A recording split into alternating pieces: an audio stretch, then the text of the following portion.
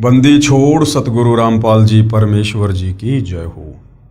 परम पिता परमात्मा सारी सृष्टि के रचनहार कुल मालिक असंख्य ब्रह्मांडों के स्वामी जगत गुरु तीनों लोकों में प्रवेश करके सबका धारण पोषण करने वाले राजाधीराज आत्मा धार नाथों के नाथ देवों के देव महादेव सर्वेश्वर महेश्वर मृत्युंजय अजरो अमर आदि अनादि सनातनी प्रभु जगत पिता जगदीश्वर श्री श्री 1008 की उपाधि के वास्तविक अधिकारी अकाल मूर्त शब्द स्वरूपी राम वासुदेव सर्वगतम परम पूज्य प्रथम पूज्य परम संत परम पुरुष परम धनी परम दयालु सत्य कबीर हक्का कबीर अल्लाहु कबीर अल्लाहु अकबर बाखबर अल्लाह ताला जगत के तारणहार जगत के मुक्तिदाता जगत के जगन्नाथ हारे के सहारे हिंदुओं के राम मुसलमानों के अल्लाह सिखों के वाहिगुरु ईसाइयों के मसीह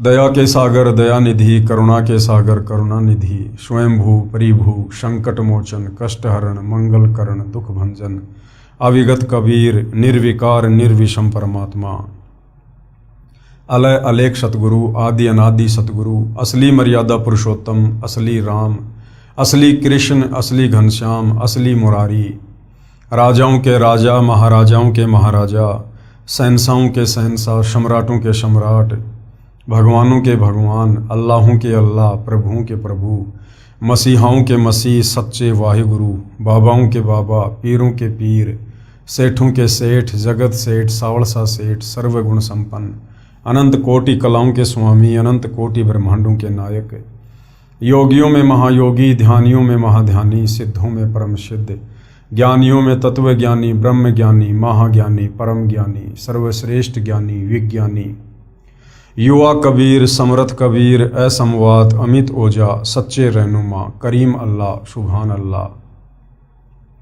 दुनिया के अंतिम पैगंबर 8 सितंबर 1951 से गांव धनाना जिला सोनीपत हरियाणा भारतवर्ष की पावन भूमि पे प्रकट रियल कल की भगवान श्री नारायण साकार हरि श्री बाबा साहिब नूर अनंत परमात्मा सच्चे दरवेश सच्चे बाखबर संत श्रोमणी शहंशाह संसार परम पूज्य परमेश्वर सतगुरु रामपाल जी परमेश्वर जी के चरण कमल में आप और हम सभी भाई बहनों का अनंत कोटि दंडवत प्रणाम।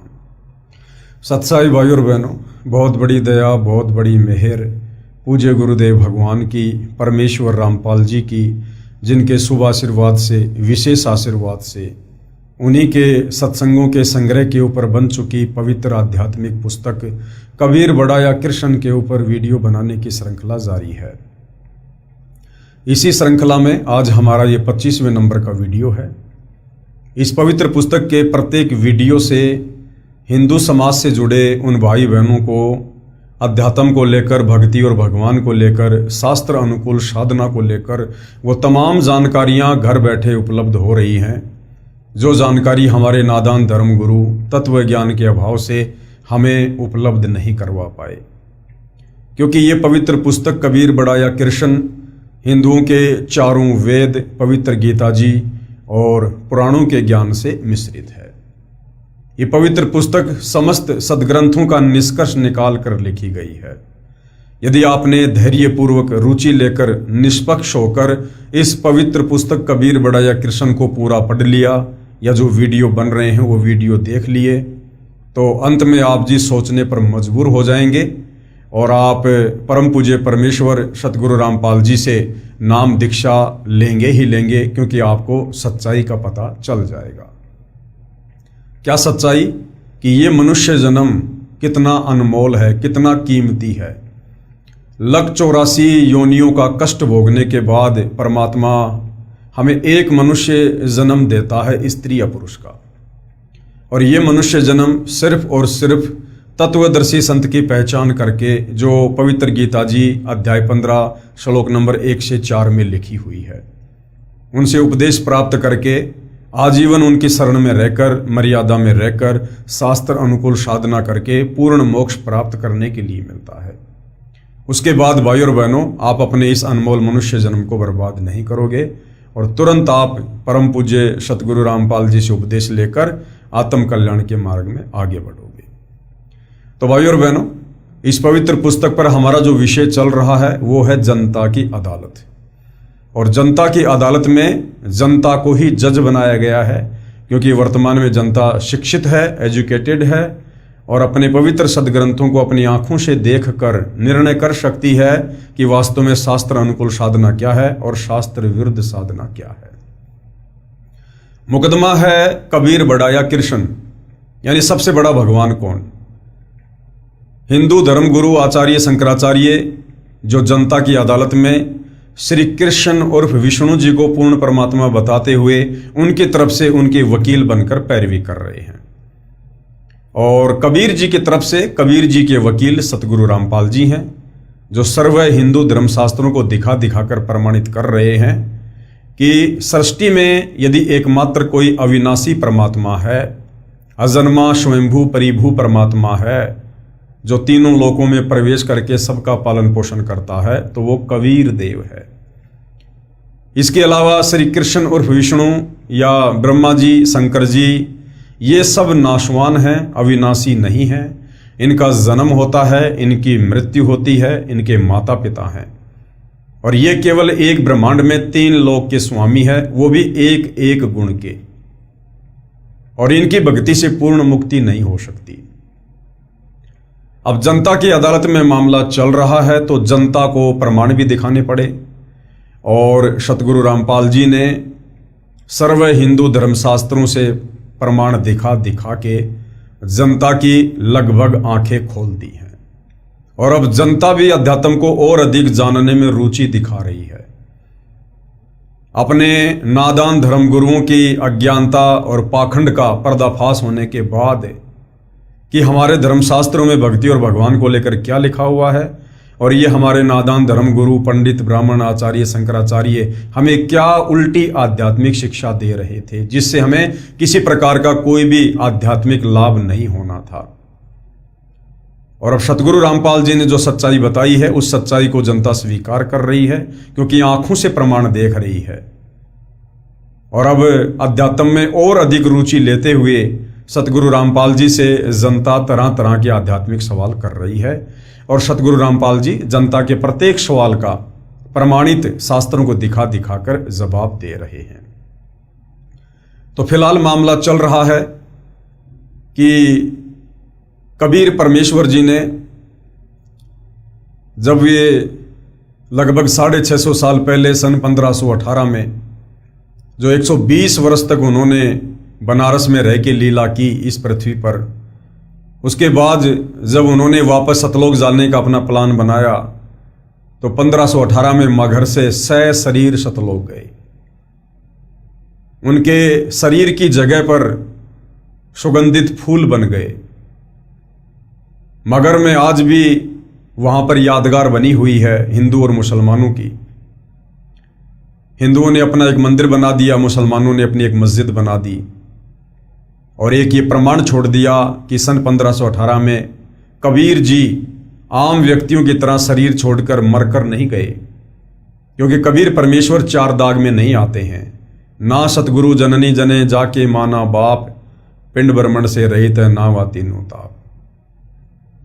कबीर परमेश्वर कभी भी 4 दाग में नहीं आते हैं, उनका कभी भी अंतिम संस्कार नहीं होता है। वे सहशरीर आते हैं और सहशरीर ही जाते हैं।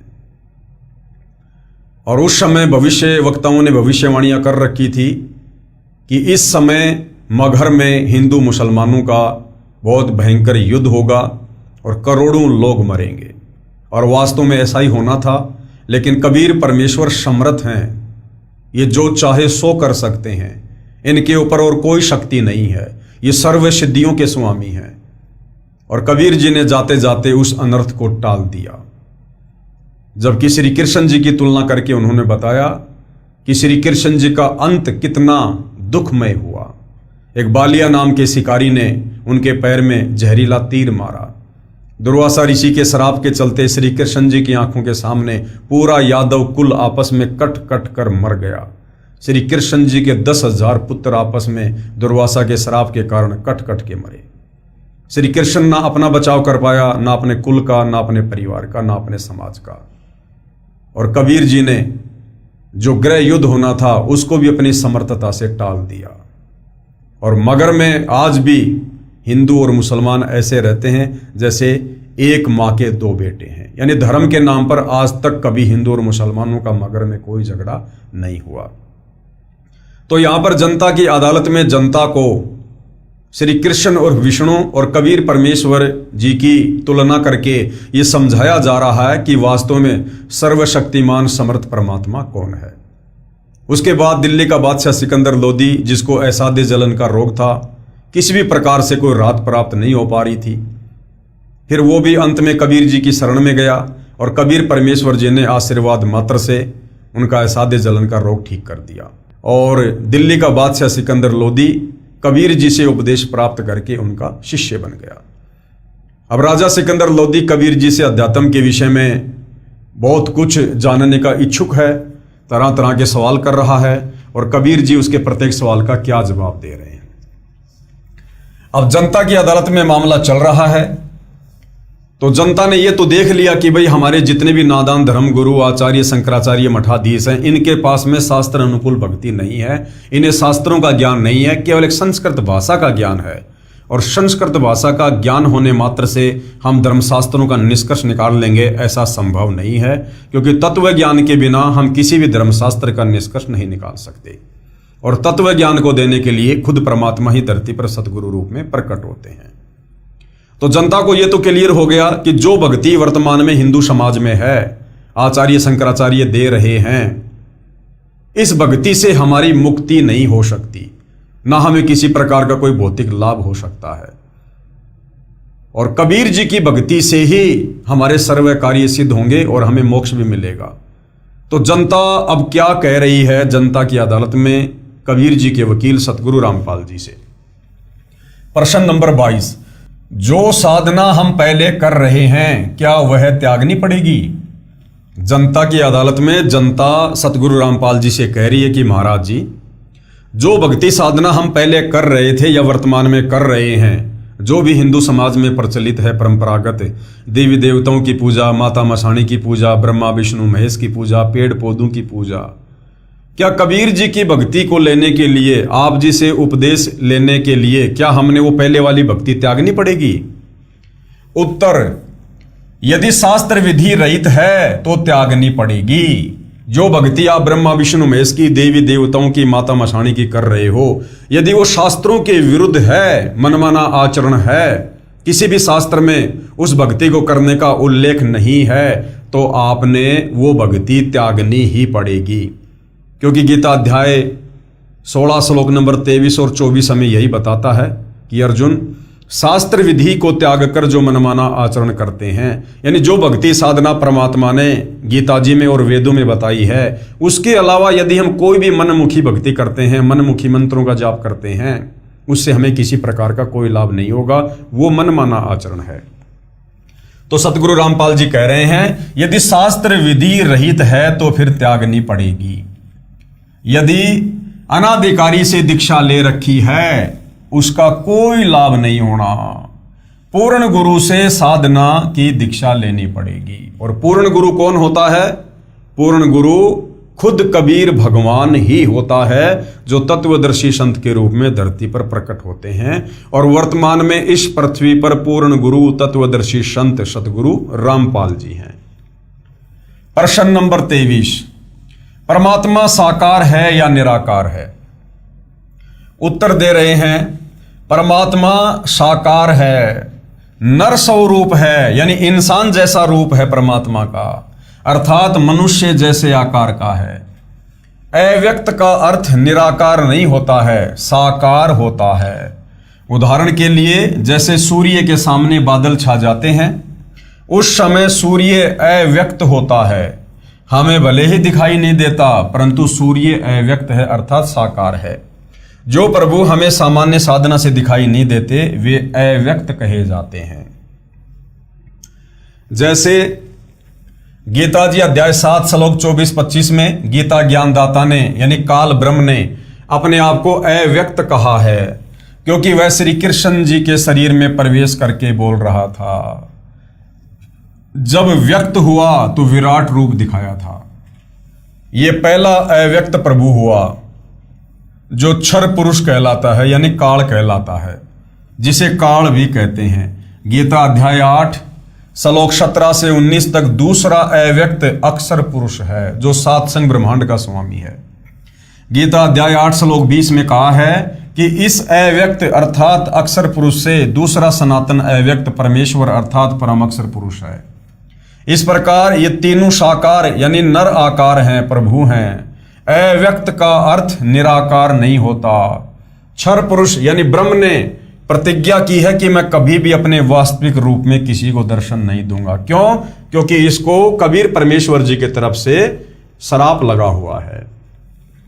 प्रमाण गीता अध्याय 11 श्लोक 47 और 48 में, जिसमें कहा है कि हे अर्जुन, ये मेरा विराट रूप आपने देखा, ये मेरा रूप आपके अलावा पहले किसी ने नहीं देखा, मैंने तुझ पर अनुग्रह करके दिखाया है। ये देखिएगा पवित्र गीता जी, पेश है गीता जी अध्याय 11 श्लोक 47 की फोटोकॉपी। मया प्रश्नेन तव अर्जुन इदम रूपम परम दर्शितम आत्मयोगात तेजोमयम विश्वम अनंतम आधम। क्या लिखा है यहां पर?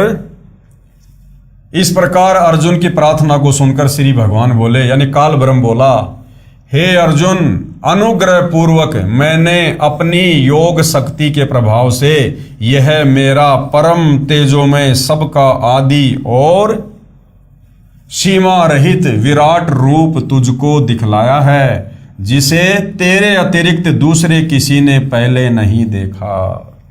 यानी जो काल है वो निराकार नहीं है, वो अव्यक्त है, दूसरे के शरीर में प्रवेश करके अपना काम करता है, अपना ज्ञान देता है। गीता अध्याय 11 श्लोक 48 में कहा कि ये मेरा स्वरूप न तो वेदों में वर्णित विधि से, न जप से, न तप से, न यज्ञ आदि से देखा जा सकता है। इससे सिद्ध हुआ कि क्षर पुरुष यानी गीता ज्ञानदाता ये काल को किसी भी ऋषि महर्षि व साधक ने नहीं देखा, जिस कारण से इसे निराकार मान बैठे। सूक्ष्म वेद यानी तत्व ज्ञान में कहा है कि खोजत खोजत था किया, अंत में कहा बेचून, न गुरु पूरा न साधना सत्य, हो रहे जूनम जून। जब ये काल ब्रह्म, ब्रह्मा विष्णु महेश का पिता, दुर्गा का पति, ज्योति निरंजन खुद कह रहा कि अर्जुन, मेरे रूप के दर्शन, मेरे इस ब्रह्म रूप के दर्शन, काल रूप के दर्शन कोई किसी भी विधि से नहीं कर सकता है, ना जप से, ना तप से, ना वेदों के अनुसार भक्ति से, ना गीता के अनुसार भक्ति से। अर्थात सतयुग से लेकर वर्तमान तक हमारे जितने भी आचार्य, शंकराचार्य, संत महात्मा, ऋषि थे, तपस्वी थे, उनको इस काल ब्रह्म ने दर्शन नहीं दिए। और दर्शन ना देने के कारण उन्होंने अंत में थक हार कर इसको निराकार घोषित कर दिया। क्यों? क्योंकि हमारे साधु संत महात्मा, ऋषि, आचार्य, शंकराचार्य तत्व ज्ञान से अपरिचित थे, उनको सृष्टि रचना का ज्ञान नहीं था। अगर उनको सृष्टि रचना का ज्ञान होता, कोई तत्वदर्शी संत उनका गुरु होता, तो वो कभी भी इस काल ब्रह्म को निराकार नहीं कहते।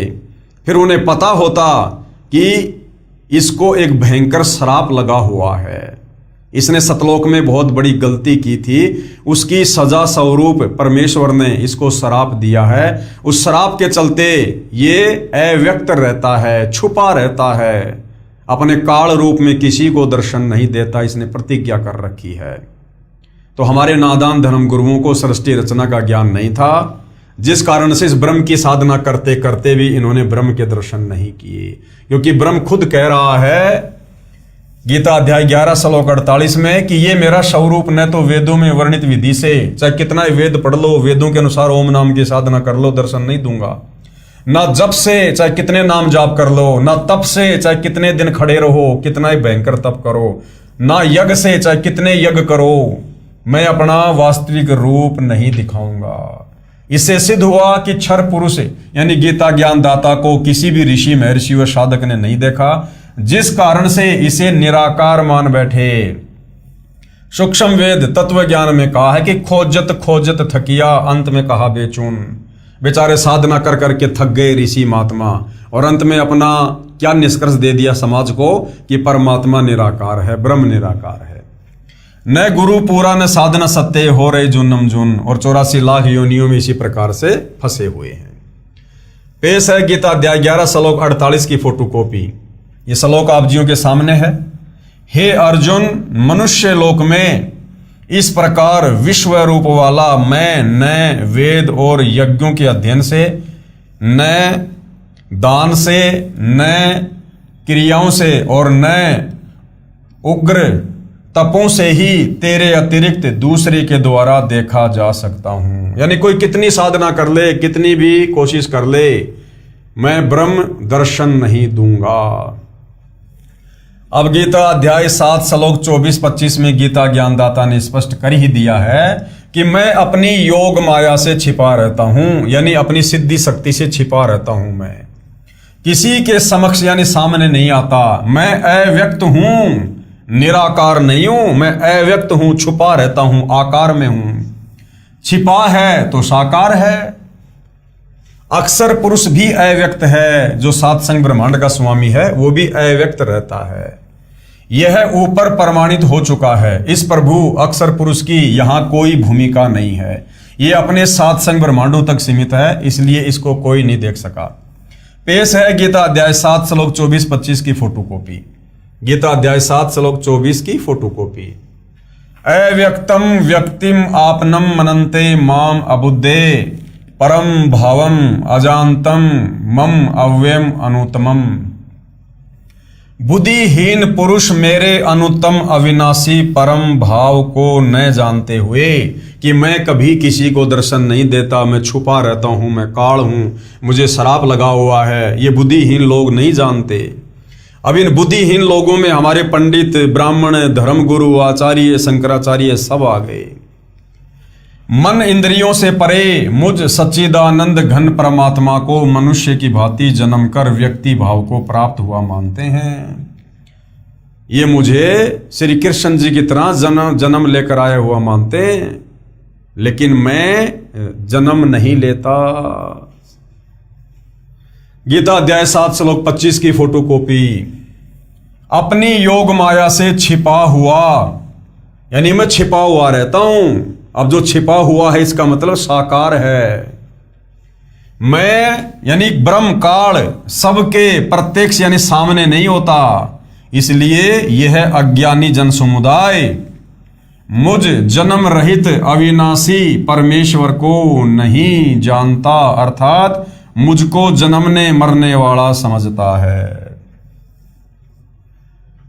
परम अक्षर पुरुष यानी कबीर देव, कबीर परमात्मा, इस प्रभु की सर्व ब्रह्मांडों में भूमिका है। ये परमात्मा जब चाहे किसी भी ब्रह्मांड में आ सकते हैं, जा सकते हैं।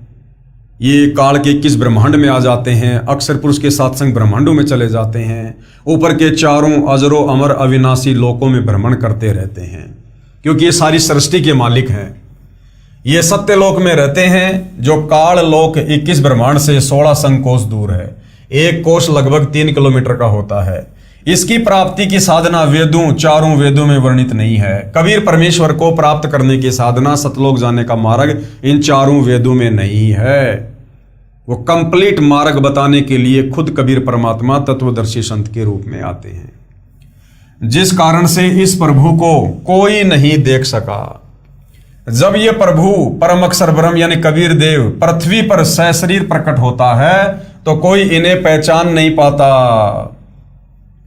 परमात्मा कबीर जी ने कहा है कि हम ही अलख अल्लाह हैं, कुतुब गोश और पीर, गरीब दास खालिक धनी और हमरा नाम कबीर। हम पूर्ण परमात्मा हैं, हम ही पीर अर्थात सत्य ज्ञान देने वाले सतगुरु हैं। सर्व सृष्टि का मालिक भी मैं ही हूं, मेरा नाम कबीर है। परंतु सर्व साधकों, ऋषियों, महर्षियों ने यही ज्ञान दृढ़ कर रखा होता है कि परमात्मा तो निराकार है, क्योंकि हमारे इन नादान धर्म गुरुओं ने ब्रह्म की साधना करते करते करते करते अंत में समाज को ये निष्कर्ष निकाल के दे दिया कि परमात्मा निराकार है, और सदियों से यही रट्टा लगाते हुए आ रहे हैं। और जब वो कबीर परमात्मा धरती पर सशरीर प्रकट होता है मनुष्य रूप में अपने तेजोमय शरीर को हल्का करके, तो हम तो पहले से ही अज्ञान वाली चश्मा अपनी आंखों पर लगाए हुए हैं नादान धर्मगुरुओं के कहने पर। और जब वो भगवान आकर कहता है कि मैं भगवान हूं, मैं परमात्मा हूं, तो हम उसकी बातों पर यकीन नहीं करते, क्योंकि हम परमात्मा को निराकार मान चुके होते हैं। और कहते हैं कि वो देखा नहीं जा सकता। ये पृथ्वी पर विचरने वाला जुलाहा धानक कबीर एक कवि कैसे परम अक्षर ब्रह्म हो सकता है? उसका समाधान इस प्रकार है। विश्व में कोई भी परमात्मा चाहने वाला बुद्धिमान व्यक्ति चारों वेदों यानी ऋग्वेद, यजुर्वेद, सामवेद तथा अथर्ववेद को गलत नहीं मानता। यानी वेदों को सभी लोग सत्य मानते हैं। वर्तमान में आर्य समाज के प्रवर्तक महर्षि दयानंद को वेदों का पूर्ण विद्वान माना जाता रहा है। इनका भी यह कहना है कि परमात्मा निराकार है। आर्य समाज और महर्षि दयानंद वेदों के ज्ञान को सत्य मानते हैं। इन्होंने स्वयं ही वेदों का हिंदी अनुवाद किया है, जिसमें स्पष्ट लिखा है कि परमात्मा ऊपर के लोक में रहता है। अब रहता है तो भाई साकार भी है, नराकार भी है। वहां से गति करके यानी चलकर सशरीर पृथ्वी पर आता है। अच्छी आत्माओं को मिलता है, उनको यथार्थ भक्ति का ज्ञान सुनाता है। परमात्मा तत्व ज्ञान अपने मुख कमल से उच्चारण करके लोकोक्तियों, साखियों, शब्दों, दोहों तथा चौपाइयों के रूप में पदों द्वारा बोलता है, जिस कारण से प्रसिद्ध कवि की उपाधि भी प्राप्त करता है। कवियों की तरह आचरण करता हुआ पृथ्वी के ऊपर विचरण करता रहता है। भक्ति के गुप्त मंत्रों का आविष्कार करके साधकों को बताता है और भक्ति करने के लिए प्रेरणा करता है, सत्संग सुना सुना के। प्रमाण देखिए वेदों के निम्न मंत्रों की फोटोकॉपियां इस पुस्तक के पेज नंबर 314 पर। ऋग्वेद मंडल 9 सूक्त 86 मंत्र 26 और 27। ऋग्वेद मंडल 9 सूक्त 82 मंत्र 1 और 2। ऋग्वेद मंडल 9 सूक्त 96 मंत्र 16 से 20। ऋग्वेद मंडल 9 सूक्त 94 मंत्र 1। ऋग्वेद मंडल 9 सूक्त 95 मंत्र 2। ऋग्वेद मंडल 9 सूक्त 54 मंत्र 3। ऋग्वेद मंडल 9 सूक्त 20 मंत्र 1 और भी अनेकों वेद मंत्रों में उपरोक्त प्रमाण है। क्या प्रमाण है?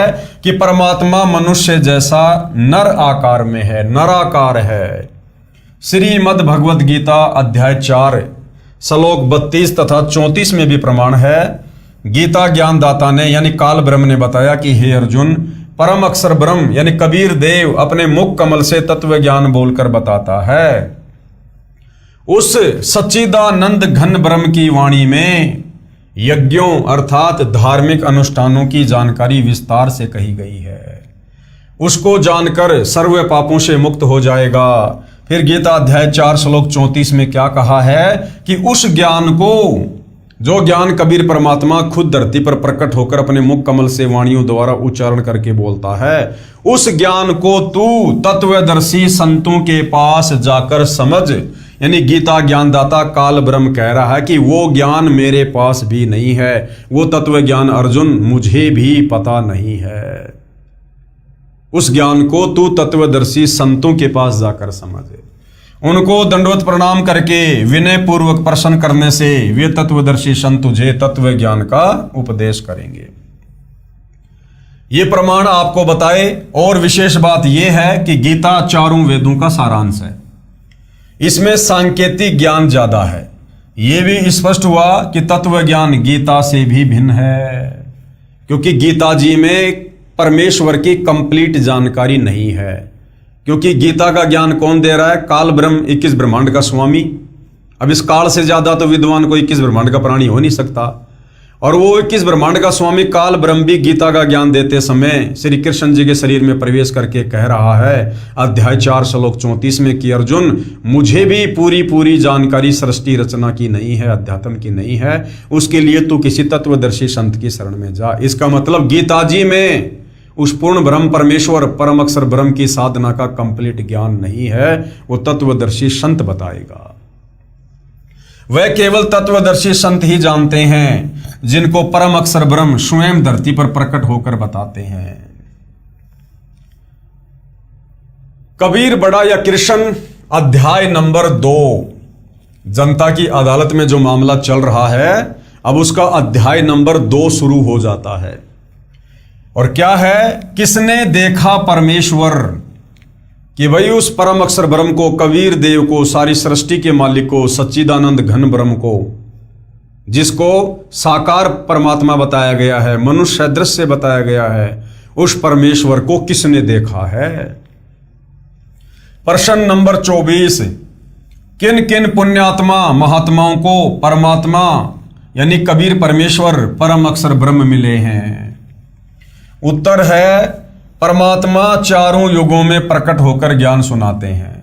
सतयुग में सतसुकृत नाम से, त्रेता युग में मुनिंद्र नाम से, द्वापर युग में करुणामय नाम से और कलयुग में कबीर नाम से परमेश्वर प्रकट हुए हैं। सूक्ष्म वेद में कहा है कि, सूक्ष्म वेद यानी पांचवा वेद, सतयुग में सतसुकृत कह टेरा, त्रेता नाम मुनिंद्र मेरा, द्वापर में करुणा में कहाया और कलयुग नाम कबीर धराया। परम अक्षर ब्रह्म कौन है? परम अक्षर ब्रह्म एक होता है ब्रह्म। ब्रह्म कौन है? ये 21 ब्रह्मांड का स्वामी, दुर्गा का पति, ब्रह्मा विष्णु महेश का पिता, जो गीता का ज्ञान देने वाला है, इसको कहते हैं ब्रह्म। दूसरा है पर ब्रह्म, जो सात संग ब्रह्मांड का स्वामी है, जिसको अक्षर पुरुष भी कहते हैं, पर ब्रह्म भी कहते हैं। और तीसरा है परम अक्षर ब्रह्म यानी कबीर देव, तत्व ब्रह्म, सारी सृष्टि का मालिक। परम अक्षर ब्रह्म कौन है तथा किस किस को मिला परमात्मा? कलयुग में परमेश्वर जिन जिन महान आत्माओं को मिले उनको तत्व ज्ञान बताया, उनका मैं संक्षिप्त वर्णन करता हूं। किन किन को मिले? संत धर्मदास जी से परमेश्वर कबीर जी का साक्षात्कार। श्री धर्मदास जी बनिया जाति से थे, जो बांधवगढ़ यानी मध्य प्रदेश के रहने वाले बहुत धनी व्यक्ति थे। उनको भक्ति की प्रेरणा बचपन से ही थी, जिस कारण से एक रूपदास नाम के वैष्णव संत को गुरु धारण कर रखा था। हिंदू धर्म में जन्म होने के कारण संत रूपदास जी श्री धर्मदास जी को राम, कृष्ण, विष्णु तथा शंकर जी की भक्ति करने को कहते थे। एकादशी का व्रत, तीर्थों पर भ्रमण करना, श्राद्ध कर्म, पिंडोदक क्रिया सब करने की राय दे रखी थी। गुरु रूपदास जी द्वारा बताई सभी साधना श्री धर्मदास जी पूरी आस्था के साथ किया करते थे। गुरु रूपदास जी की आज्ञा लेकर धर्मदास जी मथुरा नगरी में तीर्थ दर्शन, तीर्थ स्नान करने तथा गिरिराज यानी गोवर्धन पर्वत की परिक्रमा करने के लिए गए हुए थे।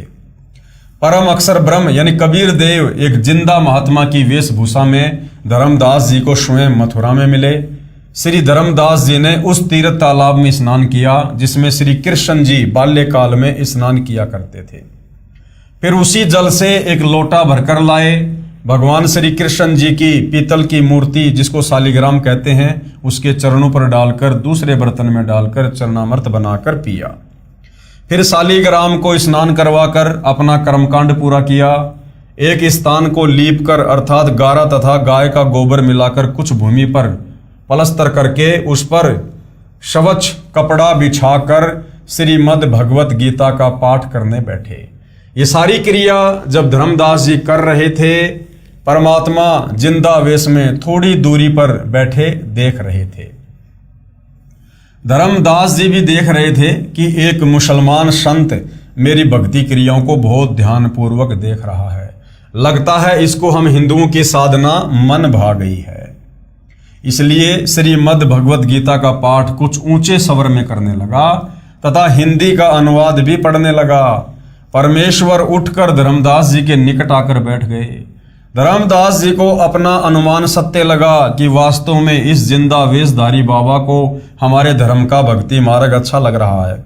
इसलिए उस दिन गीता के कई अध्याय पढ़े तथा उनका अर्थ भी सुनाया। जब धर्मदास जी अपना दैनिक भक्ति कर्म कर चुका, तब परमात्मा ने कहा कि हे महात्मा जी, आपका शुभ नाम क्या है? कौन जाति से हैं? आप जी कहाँ के निवासी हैं? किस धर्म पंथ से जुड़े हैं? कृपया बताने का कष्ट करें। मुझे आपका ज्ञान बहुत अच्छा लगा, मुझे भी कुछ भक्ति ज्ञान सुनाइए, आपकी अति कृपया होगी। यानी परमात्मा धर्मदास जी के निकट आने का प्रयास कर रहे हैं, धर्मदास जी की भूरी भूरी प्रशंसा करके। धर्मदास जी ने उत्तर दिया, मेरा नाम धर्मदास है, मैं बांधवगढ़ गांव का रहने वाला वैश्य कुल से हूं, यानी बनिया जाति से हूं। मैं वैष्णव पंथ से दीक्षित हूं, हिंदू धर्म में जन्मा हूं। मैंने पूरे निश्चय के साथ तथा अच्छी तरह ज्ञान समझकर वैष्णव पंथ से दीक्षा ली है। मेरे गुरुदेव श्री रूपदास जी हैं। अध्यात्म ज्ञान से मैं परिपूर्ण हूं। अन्य किसी की बातों में आने वाला मैं नहीं हूँ। राम कृष्ण जो श्री विष्णु जी के ही अवतार हुए हैं तथा भगवान शंकर की भी पूजा करता हूँ। एकादशी का व्रत रखता हूँ, तीर्थों में जाता हूँ, वहाँ दान करता हूँ, शालिग्राम की पूजा रोज करता हूँ। ये पवित्र पुस्तक श्रीमद् भगवद गीता है, इसका नित्य पाठ करता हूँ। मैं अपने पूर्वजों का जो स्वर्गवासी हो चुके हैं श्राद्ध भी करता हूँ, पिंडदान भी करता हूँ। मैं कोई जीव हिंसा नहीं करता, मांस मदिरा तमाकू सेवन नहीं करता। परमेश्वर कबीर जी ने पूछा कि आप जिस पुस्तक को पढ़ रहे थे इसका नाम क्या है? धर्मदास जी ने बताया कि ये श्रीमद् भगवत गीता है। हम शुद्ध रहते हैं, शूद्र को निकट भी नहीं आने देते, यानी हम मांस वगैरह नहीं खाते। प्रश्न नंबर 25, कबीर जी जिंदा रूप में आप क्या नाम जाप करते हो? अब महात्मा संत की वेशभूषा में, जिंदा बाबा की वेशभूषा में धर्मदास जी से कबीर परमात्मा ने पूछा कि आप क्या मंत्र जाप करते हो महात्मा जी? तो धर्मदास जी ने बताया, उत्तर धर्मदास जी का, हम हरे कृष्ण कृष्ण कृष्ण हरे हरे, ओम नमः शिवाय, ओम भगवते वासुदेवाय नमः, राधे राधे श्याम मिला दे, गायत्री मंत्र का जाप 108 बार प्रतिदिन करता हूँ। विष्णु सहस्त्र नाम का जाप भी करता हूँ, यानी विष्णु जी के रोज 1000 मंत्रों का जाप करता हूँ। फिर कबीर परमात्मा जी ने सवाल किया, हे महात्मा धर्मदास, गीता का ज्ञान किसने दिया? उत्तर धर्मदास का, कुल के मालिक सर्वशक्तिमान भगवान श्री कृष्ण जी ने, यही श्री विष्णु जी हैं। फिर परमात्मा जी ने सवाल किया धर्मदास से, प्रश्न नंबर 27, जिंदा बाबा रूप में परमात्मा का प्रश्न। आप जी के पूज्य देव श्री कृष्ण अर्थात श्री विष्णु हैं, उनका बताया भक्ति ज्ञान गीता शास्त्र है। हे धर्मदास, एक किसान को वृद्ध अवस्था में पुत्र प्राप्त हुआ। किसान ने विचार किया कि जब तक पुत्र खेती बाड़ी करने योग्य होगा तब तक मेरी मृत्यु हो जाएगी। इसलिए उसने खेती करने का तरीका, अपना अनुभव एक बही यानी रजिस्टर में लिख दिया। अपने पुत्र से कहा कि बेटा, जब आप युवा हो जाओ तो मेरे इस रजिस्टर में लिखे अनुभव को बार बार पढ़ना, इसके अनुसार फसल बोना। कुछ दिन पश्चात पिता की मृत्यु हो गई। अब वो पुत्र प्रतिदिन अपने पिता के अनुभव का पाठ करने लगा, परंतु फसल का बीज व बिजाई सिंचाई उस अनुभव के विपरीत करता था। तो क्या वह पुत्र अपने खेती बाड़ी के कार्य में सफलता प्राप्त करेगा? तो धर्मदास जी ने कहा, इस प्रकार तो पुत्र निर्धन हो जाएगा। उसको तो पिता के लिखे अनुभव के अनुसार प्रत्येक कार्य करने चाहिए। वो तो मूर्ख पुत्र है। फिर आगे सवाल किया कबीर परमात्मा जी ने, प्रश्न नंबर 28, बाबा जिंदा रूप में भगवान जी का, हे धर्मदास, गीता शास्त्र आपके परमपिता भगवान कृष्ण और विष्णु जी का अनुभव तथा आपको आदेश है कि इस गीता शास्त्र में लिखे मेरे अनुभव को पढ़कर इसके अनुसार भक्ति करोगे तो मोक्ष प्राप्त करोगे। क्या आप जी गीता में लिखे श्री कृष्ण जी के आदेश अनुसार भक्ति कर रहे हो? क्या गीता में वे मंत्र जाप करने के लिए लिखे हैं जो आप जी के गुरु जी ने आप जी को जाप करने के लिए दिए हैं? हरे राम राम राम हरे हरे, हरे कृष्णा कृष्ण कृष्ण हरे हरे, ओम नमः शिवाय, ओम नमः भागवते वासुदेवाय नमः, राधे राधे श्याम मिला दे, गायत्री मंत्र तथा विष्णु सहस्त्र नाम। क्या गीता जी में एकादशी का व्रत करने तथा श्राद्ध कर्म करने और पिंडोदक क्रिया करने का आदेश है? तो धर्मदास जी ने क्या कहा? नहीं है। तो परमात्मा जी ने क्या बताया फिर आप जी तो उस किसान के बेटे वाला ही कार्य कर रहे हो जो पिताजी की आज्ञा की अवहेलना करके मनमानी विधि से गलत बीज गलत समय पर फसल बीज कर मूर्खता का प्रमाण दे रहा है। जिसे आपने मूर्ख कहा है, क्या आप जी उस किसान के मूर्ख बेटे से कम है? धर्मदास जी बोले, हे जिंदा, आप मुसलमान फकीर हैं, इसलिए हमारे हिंदू धर्म की भक्ति क्रिया व मंत्रों को गलत कह रहे हो। अब धर्मदास जी सत्य को स्वीकार नहीं कर रहा है और उल्टा परमात्मा जी को दोष दे रहा है कि तू मुसलमान है ना, इसलिए हम हिंदुओं की भक्ति क्रियाओं को गलत कह रहा है। अब उत्तर दिया परमात्मा ने कबीर जी का जिंदा रूप में उत्तर। हे स्वामी धर्मदास जी, यानी धर्मदास थोड़ा नाराज हो गया तो सारी सृष्टि का स्वामी कबीर भगवान जिंदा रूप में धर्मदास जी को कह रहा, हे स्वामी मैं कुछ नहीं कह रहा, आपके धर्म ग्रंथ कह रहे हैं कि आपके धर्म के धर्मगुरु आप जी को शास्त्र विधि त्याग कर मनमाना आचरण करा रहे हैं। जो आपकी गीता के अध्याय 16 श्लोक 23-24 में भी कहा है कि हे अर्जुन, जो साधक यानी भगत शास्त्र विधि को त्याग कर, यानी जो भक्ति जो नाम गीता और वेदों में नहीं है उसको त्याग कर जो मनमाना आचरण करता है, अर्थात मनमाने मंत्र जाप करता है, मनमाने श्राद्ध कर्म व पिंडोदक कर्म व व्रत आदि करता है, उसको न तो कोई सिद्धि प्राप्त हो सकती है, न सुख ही प्राप्त होगा और न ही गति अर्थात मुक्ति मिलेगी। इसलिए व्यर्थ है। गीता अध्याय 16 श्लोक 24 में कहा है कि इससे तेरे लिए कर्तव्य अर्थात जो भक्ति कर्म करने चाहिए तथा अकर्तव्य यानी जो भक्ति कर्म नहीं करने चाहिए, इसकी व्यवस्था में शास्त्र ही प्रमाण है। कौन सी भक्ति करनी चाहिए, कौन सी भक्ति नहीं करनी चाहिए अर्जुन, और किसी की बातों पर यकीन मत करना। धर्मशास्त्र क्या कह रहे हैं, शास्त्र ही प्रमाण है इस बात का। गीता और वेद क्या कह रहे हैं, किस भक्ति को करने के लिए कह रहे हैं, किन मंत्रों का जाप करने के लिए कह रहे हैं, शास्त्र ही प्रमाण है। अन्य किसी की मनमानी बातों का शिकार मत होना। उन शास्त्रों में बताए भक्ति कर्म को करने से ही लाभ होगा। धर्मदास जी ने कहा, हे जिंदा तू अपनी जुबान बंद कर ले, मुझसे और नहीं सुना जाता। जिंदा रूप में प्रकट परमेश्वर ने कहा, हे वैष्णव महात्मा धर्मदास जी, सत्य इतनी कड़वी होती है जितना नीम, परंतु रोगी को कड़वी औषधि न चाहते हुए भी सेवन करनी चाहिए, उसी में उसका हित है। यदि आप नाराज होते हो तो मैं चला। इतना कहकर परमात्मा जिंदा रूपधारी अंतर ध्यान हो गए। धर्मदास को बहुत आश्चर्य हुआ तथा सोचने लगा कि ये कोई सामान्य संत नहीं था, ये पूर्ण विद्वान सिद्ध पुरुष लगता है। मुसलमान होकर हिंदू शास्त्रों का पूर्ण ज्ञान है, ये कोई देव हो सकता है। धर्मदास जी अंदर से मान रहे थे कि मैं गीता शास्त्र के विरुद्ध साधना कर रहा हूं, परंतु अभिमानवश स्वीकार नहीं कर रहे थे। जब परमात्मा अंतर्ध्यान हो गए तो पूर्ण रूप से टूट गए कि मेरी भक्ति गीता के विरुद्ध है, मैं भगवान की आज्ञा की अवहेलना कर रहा हूं। मेरे गुरु श्री रूपदास जी को भी वास्तविक भक्ति विधि का ज्ञान नहीं है।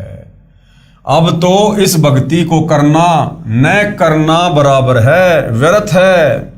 बहुत दुखी मन से इधर उधर देखने लगा तथा अंदर से हृदय से पुकार करने लगा कि मैं कैसा ना समझ हूं। सर्व सत्य देख कर भी एक परमात्मा तुल्य महात्मा को अपनी नासमझी तथा हट के कारण खो दिया है। हे परमात्मा, एक बार वही संत फिर मिले तो मैं अपना हट छोड़कर नम्र भाव से सर्व ज्ञान समझूंगा। दिन में कई बार हृदय से पुकार करके रात्रि में सो गया। सारी रात्रि करवट लेता रहा, सोचता रहा, हे परमात्मा ये क्या हुआ। सर्व साधना शास्त्र विरुद्ध कर रहा हूं। उस फरिश्ते ने मेरी आंखें खोल दी। मेरी आयु 60 वर्ष हो चुकी है। अब पता नहीं वह देव जिंदा रूपी पुनः मिलेगा कि नहीं। प्रातः काल वक्त से उठा, पहले खाना बनाने लगा। उस दिन भक्ति की कोई क्रिया नहीं की। पहले दिन जंगल से कुछ लकड़ियां तोड़कर रखी थी, उनको चूल्हे में जलाकर भोजन बनाने लगा। एक लकड़ी मोटी थी, वह बीचों बीच थोती थी, उसमें अनेकों चींटियां थी। जब वह लकड़ी जलते जलते छोटी रह गई तब उसका पिछला हिस्सा धर्मदास जी को दिखाई दिया तो देखा उस लकड़ी के अंतिम भाग में कुछ तरल पानी सा जल रहा है। चींटियां निकलने की कोशिश कर रही थी, वे उस तरल पदार्थ में गिरकर जलकर मर रही थी। कुछ अगले हिस्से में अग्नि से जलकर मर रही थी। धर्मदास जी ने विचार किया, ये लकड़ी बहुत जल चुकी है, इसमें अनेकों चींटियां जलकर भस्म हो गई हैं। उसी समय अग्नि बुझा दी। विचार करने लगा कि इस पाप युक्त भोजन को मैं नहीं खाऊंगा, किसी साधु संत को खिलाकर मैं उपवास रखूंगा, इससे मेरे पाप कम हो जाएंगे। ये विचार करके सर्व भोजन एक थाल में रखकर साधु की खोज में चल पड़ा। परमेश्वर कबीर जी ने अन्य वेशभूषा बनाई जो हिंदू संत की होती है। एक पेड़ के नीचे बैठ गए। धर्मदास जी ने साधु को देखा, उनके सामने भोजन का थाल रखकर कहा कि हे महात्मा जी, भोजन खाओ। साधु रूप में परमात्मा ने कहा कि लाओ धर्मदास, भूख लगी है। अपने नाम से संबोधन सुनकर धर्मदास को आश्रित हुआ, परंतु अधिक ध्यान नहीं दिया। साधु रूप में विराजमान परमात्मा ने अपने लोटे से कुछ जल हाथ में लिया तथा कुछ वाणी अपने मुख से उच्चारण करके भोजन पर जल छिड़क दिया। सर्व भोजन की चींटियां बन गई। चींटियों से थाली काली हो गई। चींटियां अपने अंडों को मुख में लेकर थाली से बाहर निकलने की कोशिश करने लगी। परमात्मा भी उसी जिंदा महात्मा के रूप में हो गए जो पहले दिन धर्मदास जी को मिले थे। तब कहा कि हे धर्मदास वैष्णव संत, आप बता रहे थे कि हम कोई जीव हिंसा नहीं करते। आपसे तो कसाई भी कम हिंसक है, आपने तो करोड़ों जीवों की हिंसा कर दी। धर्मदास जी उसी समय साधु के चरणों में गिर गया तथा पूर्व दिन हुई गलती की क्षमा मांगी तथा प्रार्थना की कि हे प्रभु, मुझ अज्ञानी को क्षमा करो। मैं कहीं का नहीं रहा, क्योंकि पहले वाली साधना पूर्ण रूप से शास्त्र विरुद्ध है, उसे करने का कोई लाभ नहीं। ये आप जी ने गीता से ही प्रमाणित कर दिया। शास्त्र अनुकूल साधना किससे मिले ये आप ही बता सकते हैं। मैं आपसे पूर्ण आध्यात्मिक ज्ञान सुनने का इच्छुक हूं। कृपया मुझ किंकर पर दया करके मुझे वह ज्ञान सुनाएं जिससे मेरा मोक्ष हो सके।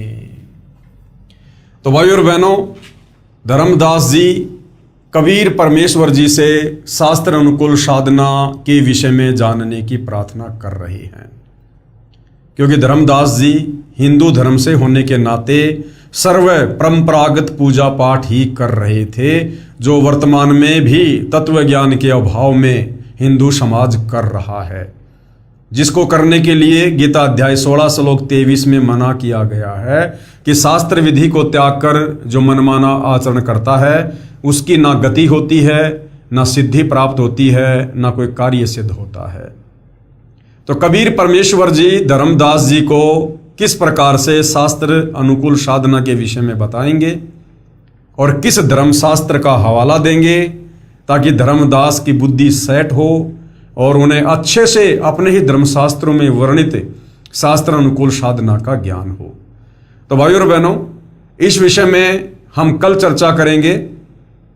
तब तक पूज्य गुरुदेव भगवान हम सबको आज्ञा दे, आशीर्वाद दे, सद्बुद्धि दे, मार्गदर्शन करे। बंदी छोड़ सतगुरु रामपाल जी परमेश्वर जी की जय हो।